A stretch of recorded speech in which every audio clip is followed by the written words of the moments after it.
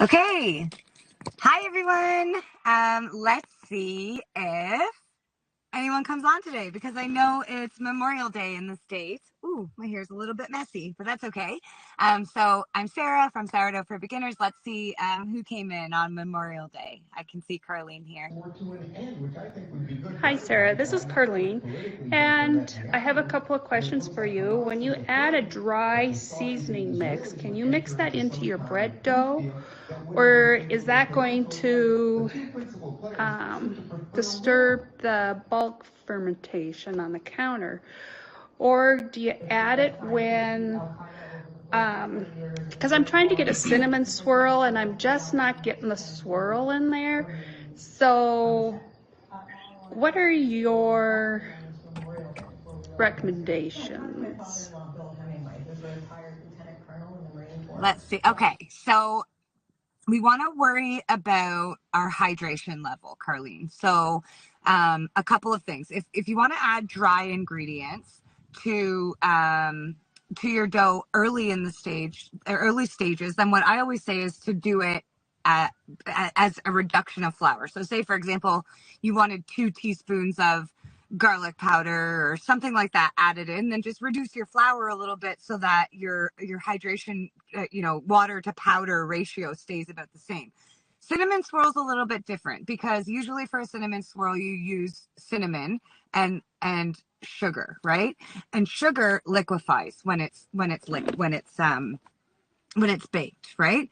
So what I would suggest is if you want to add the cinnamon and sugar in at the time of mixing, you might want to consider lowering your hydration just slightly, not a huge amount. Say if you're using 700 grams to 1,000 grams of 700 grams of water and 1,000 grams of flour, then maybe do 690 grams instead of 700.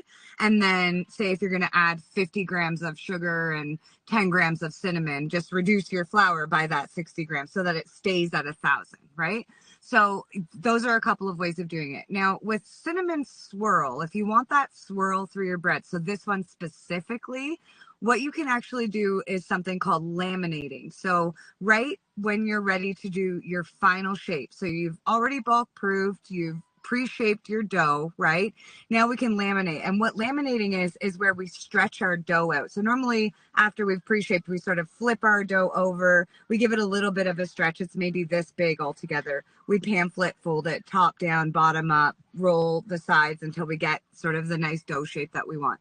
Laminating is where we gently but firmly stretch our dough. You might make it this big, right? You might make it 14 inches by 14 inches square. And what that does is expose more of the dough, right? So then you can sprinkle your cinnamon and sugar onto that big laminated surface, right? And then you would do the same thing, except you would do the pamphlet fold a couple of extra times. So fold the top down, sprinkle cinnamon and sugar on there, fold the bottom up, sprinkle cinnamon and sugar on there, maybe turn it sideways, and then because it's so big, right, fold the top down, sprinkle cinnamon and sugar on there, fold the top up, sprinkle cinnamon and sugar on there, then do your standard roll that you're going to do. I think I personally am a firm believer that adding inclusions right at final shaping is, the least invasive way of doing it. I don't know if it's the best way, but it's the least likely way that you're going to see a mess up in your bread because you affected hydration. So I often say, if you're going to add something dry like seeds, spices, something that's not going to either liquefy or release water, like so things that would release water, lemon, jalapenos, blueberries, right? Dry things, just reduce your flour and add those dry things, right? But for liquid things, I always suggest that you don't add them until the end. Cinnamon and sugar is its own special beast because it's a mix of dry and liquid. I know that sugar is not liquid, but as soon as it heats in any way, as soon as it mixes with any other liquid, it becomes liquid, right? So you almost have to treat sugar like a liquid. So maybe you add the cinnamon while you're mixing your dough initially, and then just add the sugar. But I think the best way to get a really good swirl of cinnamon sugar loaf is do that big lamination. So stretch that dough, the way to stretch it is almost like pizza, right? Like just push it out in the middle, pull the edges, push the middle, pull the edges, shape that dough into a nice big piece. And then just layer cinnamon and sugar on every time you touch the dough. So I hope that helps. Let's see what we got next. Let's see. Me again. And so my follow-up question is the dry seasoning, like your everything bagel, when can you add that without messing up your dough? Can you add that into your fold and stretch? So it's usually linked on YouTube, and in the video there you can usually see it. It's sourdoughforbeginners.com. It's 34 pages. It covers everything about sourdough, and we talk about baker's math. So baker's math is always calculated as a percentage of flour. So it is to work with 1,000 grams of flour. Usually 1,000 grams of flour, you'll end up with 2 loaves when you're done, right? So a 75% hydration is 700 grams of water to that 70% hydration is 700 grams of water to that 1,000 grams of flour, right? A 20% starter is 200 grams of starter to that 1,000 grams of flour. And a 2% salt is 20 grams of salt to that 1,000 grams of flour. When we start adding inclusions, right, we want to do our best to try to figure out the math to keep those ratios about the same, right? So if we're going to add, say, 50 grams of a dry ingredient like cinnamon or chia seeds or something that isn't salty, then we might just want to reduce the flour by 50 grams, acknowledging that those dry ingredients are going to soak up water too, right? But if it's a very salty one, like that everything bagel seasoning, then maybe if we put 50 grams of everything bagel seasoning in, we reduce our flour by 40 grams and our salt by 10 grams, right? So, I mean, it's not necessarily the most intuitive thing. And if you've ever got any questions on how I would do a specific thing, let me know. But this is what we try to focus on, and this is what we eventually get experienced enough to understand. So let's go over here. Okay, cool. All right, so I managed. I've told you guys that I'm starting to get more and more comfortable with this StarCam app. I'm really liking it quite a lot. And check this out. I managed to get... Okay, so it's been 30 minutes. We're going to take the lid off. Ah! It looks beautiful. Okay, so we're going to quickly close this and then cook it another 20 minutes. It's working! So I figured out how to get that reel uploaded. That reel went crazy. It's had something like 200,000 views on Instagram, and it's huge. People are loving it. People are really watching it. So I didn't mean to start a thing with the barbecuing of sourdough bread, but it seems like something people really want now that summer's coming. I just want to answer this one. P.S. Truly, I pre-ordered your next recipe. Has it been sent? Yeah, it went out like April 30th. So it's been out for over 3 weeks now. Yeah. So if you don't have it in your inbox, it should have came from sourdoughforbeginners.com or like our mailing list. If you don't have it in your inbox, email me. So just go on to sourdoughforbeginners.com, go to the contact and send me an email, or it's schandlerapps@gmail.com, and I'll just send it to you directly. You should have had it. And if you don't, then we'll get it to you. Just find a way to contact me and I will get it to you. I just wanted to answer that one. So barbecue sourdough. Oven broke 2 days before our Rick's very best friend, and I'm very good friends with his wife. I've known her since we were very young. She gave me the honor of asking me to bring bread to the party for their son's confirmation.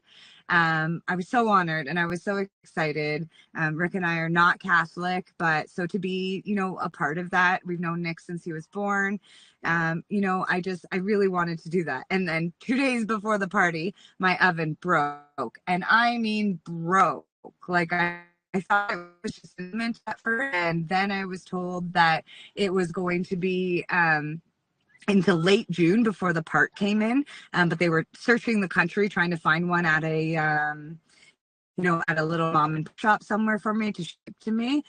I went to turn the light on in the oven to dehydrate some starter, and it went like it sparked and did scary things. So we realized that I think that the element going was more of a symptom than a cause with the oven. So 2 days before this party, I took my dough that I had, or one day before the party, and I put it on the oven. That's what that video, or on the barbecue, and that's what that video was. And Rick and I just sat there, kept adjusting and trying to keep the temperature at a certain part. And it turned out so beautiful. And it tasted so yummy. And we loved it. But I had to make sure it was going to work. So I did it again on the Saturday. I made 2 loaves that time, and it worked perfectly. So on Sunday morning, on the day of the confirmation, we didn't have to be there till 6 p.m. I was able to make Nick's fresh bread, and I was so happy, and everyone at the party loved it, and I felt like a superstar, like we do when we bring sourdough places. It was really wonderful. And now I found that a lot of people want to have that option, and even me, like when it gets to be 32, 33 degrees Celsius, I think that's 90, 95, 100. Sometimes we see Fahrenheit.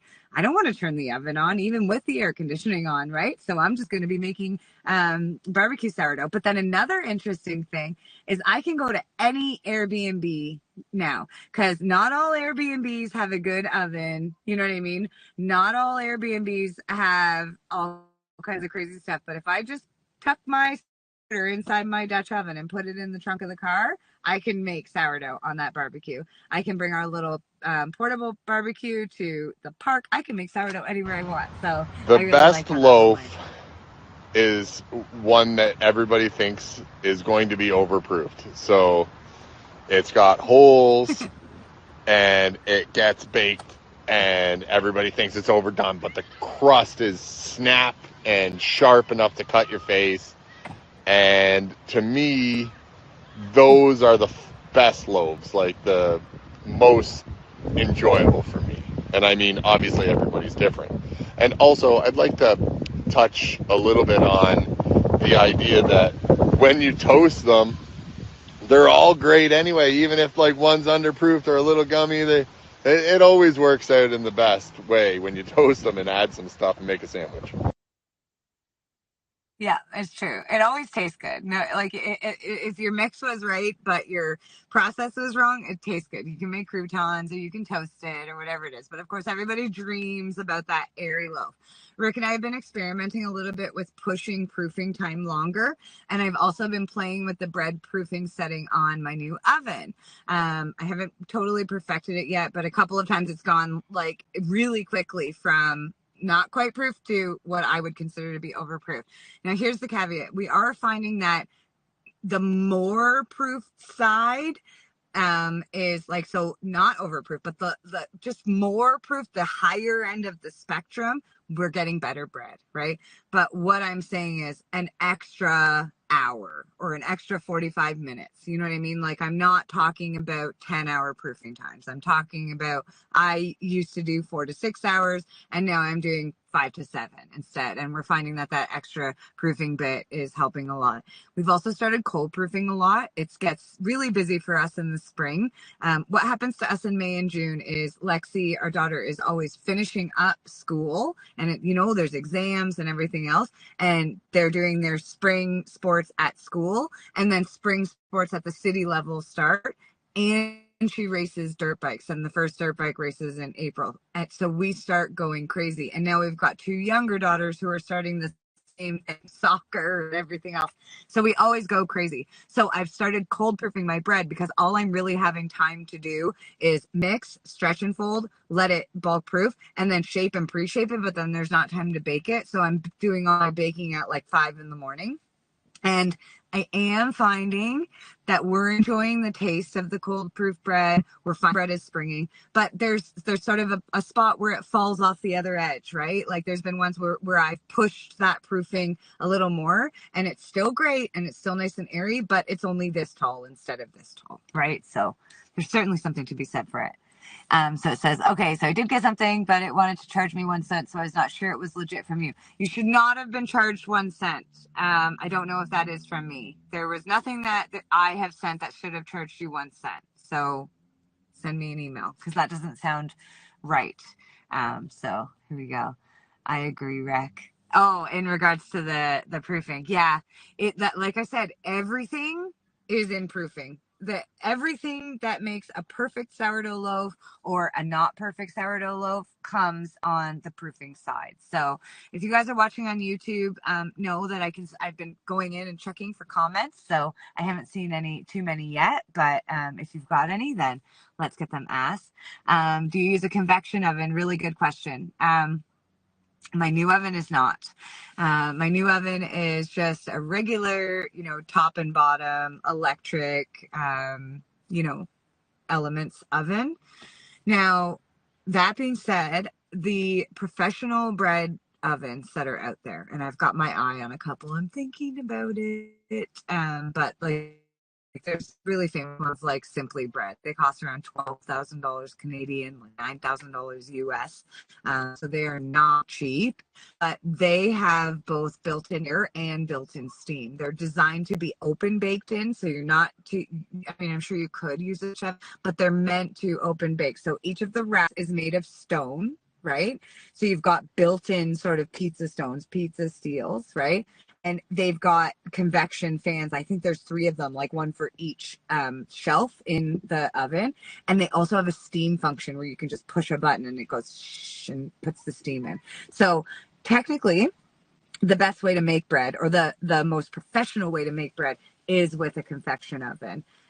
But that little apartment size oven that served us so well and made us so much sourdough bread, and that got me to the point where it made me decide to start sourdough for beginners, because I knew if I could suffer through all the mistakes and make it work with that crazy little oven that I was both grateful for at every moment of having, it was so loud. The fan on it, it would, as you turn it on to preheat, that loud fan would, and then when you turn it off, the fan would stay on for like 2 hours. So over fans for a little bit. So I actually went out of my way to pick a non-convection oven, but I think that it would be, they're good. Let's see what Rick says again. See, the thing is that there's a big difference between making a loaf like for a competition where like you're baking it for like judges or whatever, or you're like trying to make it look Instagram perfect and you're changing the lighting and you're looking for this massive ear and this certain spring and this great scoring, or are you thinking like this is like dinner every night? And I think that changes the dynamics on how you appreciate your sourdough. Yeah. Yeah. So for me, I find having that big, turned up ear. And what I think what Rick knows too, Rick hangs out with me, right? So there's loaves that I make where I specifically know that I have time to make a video. So for example, earlier this week, I used some of the black cocoa that I had left over from making the pumpernickel bread and used it in place of rice flour. So I massaged this black cocoa onto the dough, and then I scored the dough. So when it was baked, it was like black on the outside and the scores popped. There's videos, of course, on Facebook and YouTube. You can find them in the shorts and everything else. And it looks cool, right? And when you're eating it, you can't taste the cocoa at all, right? But there's downsides to it. You try and cook it, the cocoa gets all over your hand, stains your hand, it makes a huge mess on the counter. The kids look at it and go, "Ugh, I don't want to eat it. It looks gross," right? So the stuff that you're making for like the looks or the fun don't necessarily match what's good for the family, right? So you have to start making the bread the way you want it. I find that turned up ear is extremely difficult to cut, right? Like when you're trying to cut it, it often like flips back and starts to tear the bread, right? But we do need to let steam escape. So what I actually do is almost always make my bread batard shaped, right?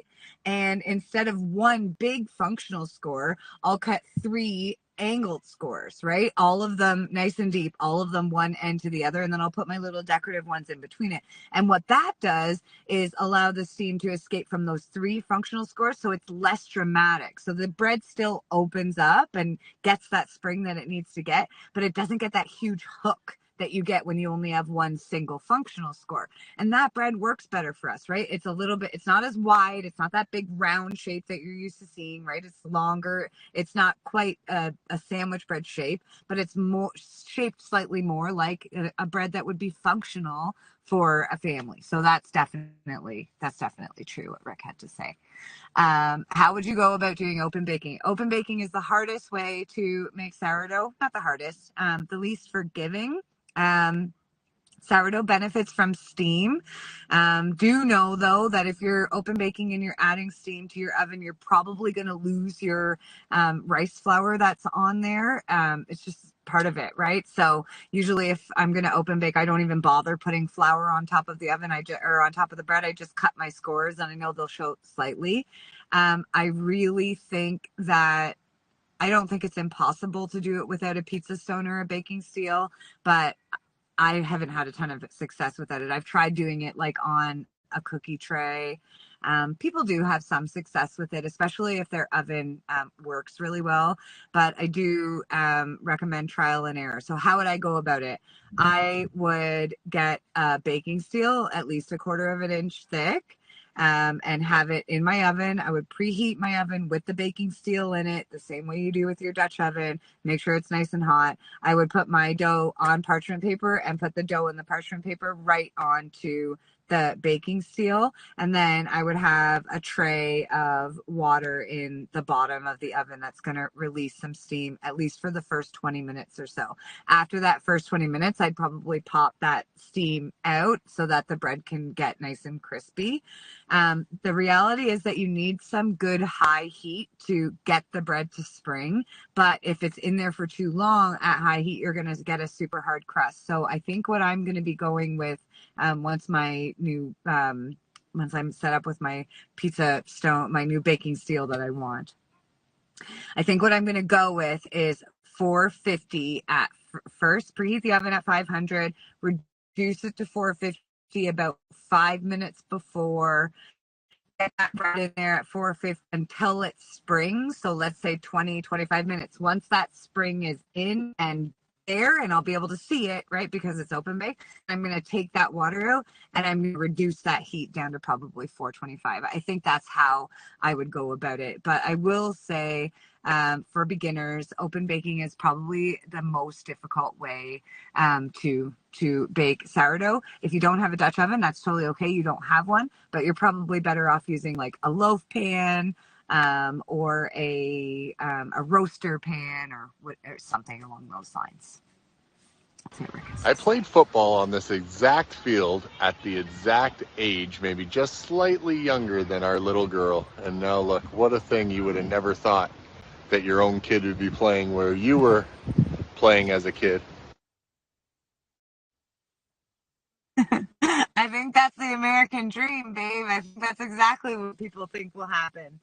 Oh, the girls, they're doing push-ups and hits and everything now. That's funny. I mean, I know we're not in America. We're in Canada. What's your thoughts on a bread slicer? Okay. Zazenhaus. In my Amazon shop, Carlene, I'm sure you've seen the list of Amazon stuff that I made on the Facebook page. Proud pinned at the top of both the group and Facebook page. You'll be able to find links to the Amazon shop. I've got the Zazenhaus slicer tagged. And if you don't have it, Carly, message me. I'll get you a link. It's about $229. So it is not cheap. But what I will say is that every single person in the groups that I've seen who has it absolutely loves it. Would I like one? Yes, I would. Am I on a budget? Do I have a child about to go into university with 2 younger sisters? Yeah. So it's still a dream for me right now. I have been kind of putting some thought into getting one of those wood things that where you just put the knife between so it's like shaped like this, like fingers, so it's like this on each side, right? I don't know how to show that. And you just put your bread between it, and then you stick the knife like between the spaces in. and I think those are kind of cool, and you can get those for like $15 on Amazon. Those are inexpensive, or maybe at the farmers market there's somebody making them, or you know what I mean. You can get made in America, made in Canada. So I have been kind of thinking of getting one of those, because I am thinking of just now, when I get my bread out of the oven and it's cooled, slicing the whole loaf all at once, rather than having to slice it every time we want some, because we do eat it fast enough that I don't have to worry about it going bad. But a Zassenhaus, Zassenenhaus, is to die for. So if you can get one, you know what I mean, if you've got some expendable income. I've never seen a bad review, not ever, of those. Let's see what Rick's saying. If anybody's slightly handy, what you can do is go to a stone yard, a local stone yard, and find a slate or a granite of some sort, something without any visible cracking or anything in it, about 3/4 of an inch thick. And then if you have a grinder and you go to the Home Depot, you just buy a cutting wheel, and you can shape that piece of stone to fit your barbecue or your oven. And we've been using this same piece of Owen Sound flagstone for barbecuing and things like that for about a year now, and it's starting to fail now, but it was like probably like a $4 piece of stone. But just an idea if anybody wanted to try. So Rick is a stonemason. Originally, we were 16 and 17 years old, and he saw an ad in the paper that said $11 an hour, all the hours you can handle, and went and had an interview with this, other young man, and took a job as a stonemason. And he ended up going all the way up to, owning a construction company, building arenas and everything else. And we eventually settled down with the construction after COVID. That changed everything for us. But he does know a lot about stone. So about a year ago, he found me out in the side yard where all of his little scraps and cutoffs are from every time he goes and does someone a favor and fixes something or whatever. And I'm carrying these pieces of stone in, and he said, "What are you doing?" And I said, "I want to try cooking my bread on this." Here, I'll show you it. You can actually see so it's been 30 minutes. There it is. We're going to take the lid off. So that thing that my Dutch oven is sitting on is a piece of flagstone, and like he said, it's failing now. You can actually see there's a crack on it, and it's actually just that we've cooked on it so much. It's got so much seasoning on it on the other side that it's holding it together. But basically, he just took a piece of flagstone that was this thick and cut it, right? So you could, if you have someone in your life or you are handy, you can absolutely go, and like stone yards will often give you, like, you only need as big as your oven tray is, or your oven rack is, or your barbecue rack is. A lot of them, it's scraps. They'll just give it to you, or it's like he said, $3 or $4 at most. And in fact, some of those stone yards, depending on where you go, might even cut it for you if you've got your measurements right then and there. So you can see in this, the Dutch oven sitting on the stove. It looks beautiful. That he made for me. Okay, so we're gonna quickly close this and then cook it. And So yeah, so there we go. Let's get rid of that. 20 minutes. It's working. Oh gosh. Yeah. So there we go. So what did we cover today? We covered inclusions. We covered mixing our dry inclusions in the flour. I did full screen it. Yeah, I know. I did full screen it. Yeah. And then, did it not full screen? Let's see. Rick just Okay, so it's been 30 minutes. Should be We're full going to take the lid right off. now. It looks beautiful. Okay, so we're going to quickly okay. close this and then cook it another 20 minutes. It's working. Oh my gosh. Okay. We covered open baking. So if you're going to open bake, I really think that you should, I think it'll go easier if you've got a piece of stone or a piece of steel.